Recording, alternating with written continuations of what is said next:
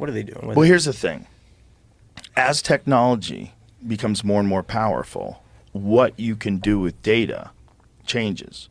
And if you have a massive amount of data about people's behavior, their patterns, what they're interested in, what they gravitate towards, what retains them, what doesn't retain them, and then all the stuff you're not supposed to have, like their email addresses, their fucking passwords, like their keystrokes. It can actually monitor the keystrokes that you have, so it could be sending that data.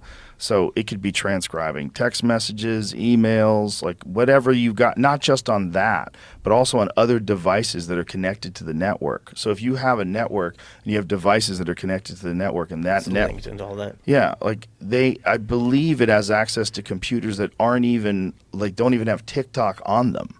Really? Yes. Yeah, I think that's part of the user agreement. Yeah, didn't we read all this? See, pull it up because it's egregious. When you read it, you're like, what?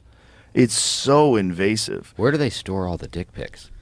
Imagine the servers. Yeah, there's like a certain I cloud. wonder if they categorize Dick heavy cloud. It's just one of them big storm clouds filled with dicks. This is what their terms of service, right? Yeah. So what I wanted to read is the one part that I know we read it on the podcast once. Yeah, I don't know where you read it from. Yeah, see if you can get us. Yeah, I did read it off my phone. Here, I'll pull it up. Hold on. I know I got it in my notes.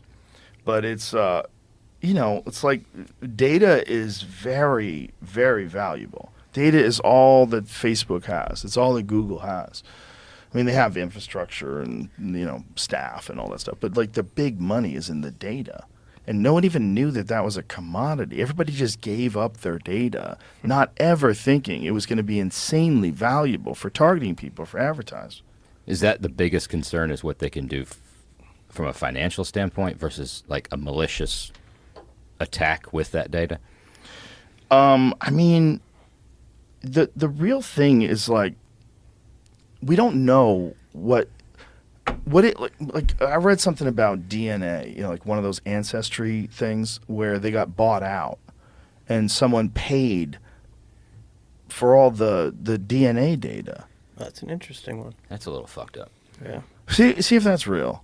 Because it might have been one of them things where I was like scrolling through Instagram and it was like some wacky person screaming about something. You always got to double check these.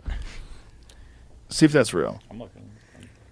But I don't know what I mean. As technology increases, you have to think in terms of possibilities.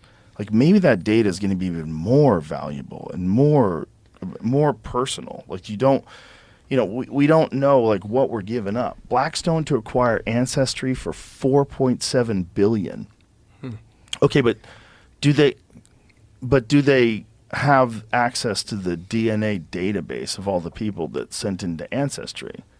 Right? What do they have? Do they have access? Did they buy the company, or did they acquire the database as well?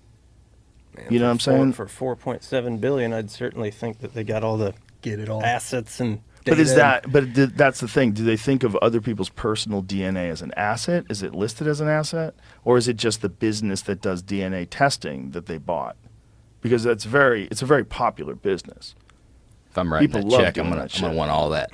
Right, but I mean, I'm wanting to know Yeah. if you can sell that. Like, when people give up, when they send it in, right, when they get their DNA test done, are you giving up your rights to that information? Wonder if you sign what waiver when you scroll all the way bottom and terms and conditions. You're just like, yeah, fuck it. You're not reading the 48 pages. Yeah, you're like, hey, we're gonna sell one day. All that shit goes with it. That's the scariest conversation about bioweapons. That they could make a bioweapon specifically targeted for you.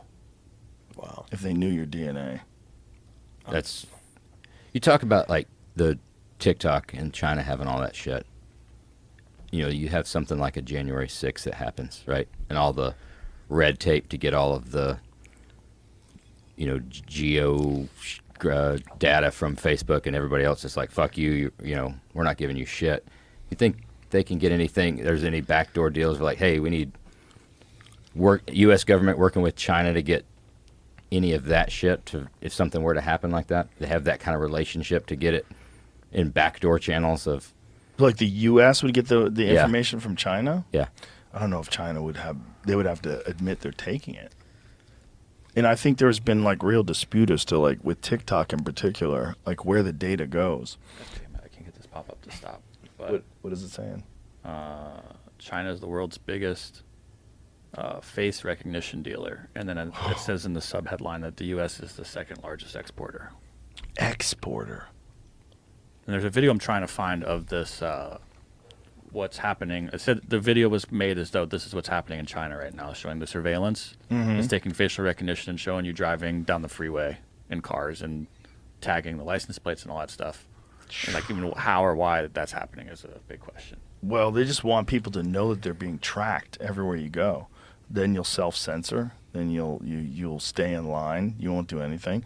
And in China, what's really scary is the places that have everything connected to a social credit score. So you have a centralized digital currency, and then you have a social credit score. And if your social credit score is too low, you can't do things, can't buy things, can't buy a car. How does your social credit score go down? You got to be a good boy. Your Google search history. Yeah, whatever it is. Fuck that. It's literally like your tweets. You like what you don't. What do you do wrong? What do you do right? Did you pay your taxes on time? Like it's sketchy stuff, man. Because you're not going to be a human anymore. You're going to be a human that's deeply influenced by the fact that you know you're constantly under surveillance, and that gives into tyranny. And people have control over your life that way. And the people that have access to the switch to decide whether or not you get money, whether or not you can fucking buy a plane ticket, whether or not you could buy certain groceries, like. They just shut you off. I wonder if you're of means, can you buy credits for that If you social could buy it credit back? score? Yeah. That's a good question. Yeah, I'm sure that somebody's monetized. Make $1 million donation and get another 50 points on your social credit score. Jesus Christ. Yeah, it's a bribe to be able to buy a plane ticket. Yeah, that's our future if we don't wise up. And so many people that just want the government to have that kind of control because they think it'll silence the people that they oppose. They don't realize it's going to come for you too. Like there's a real strong reason why the founding fathers set this place up the way they did, because they knew that people getting control of things, they have too much power, and then so they made it like real complicated with multiple layers of justice. And that's just to stave off this fucking normal desire that people have to absolutely control the people that are under them. That's why kings existed. That's why monarchs, and that's why emperors. That's what they've always done that forever. And it's just a natural human instinct for one person to want to control everything, or one group to control everything, and have everybody be their subjects.